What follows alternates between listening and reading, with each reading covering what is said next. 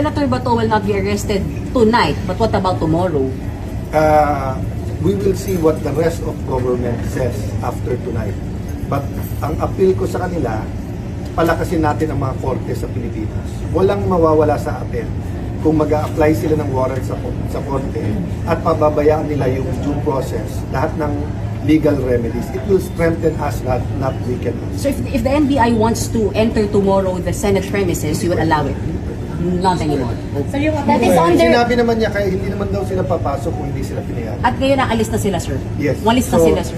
Ang request lang ng ibang senador not to suspend until tomorrow, until sure na wala nang natira.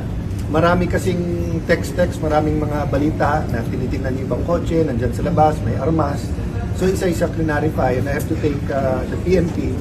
Agad pinadala si General Peril, who is a well-respected officer, at inassure niya ng police assistance.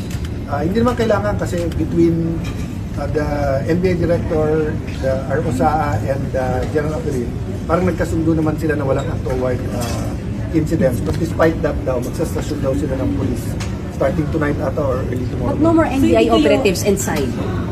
Ang report sa akin right before this, nag-report daw ng wala, but umiikot ngayon ang Sergeant of Arms to make sure. Okay.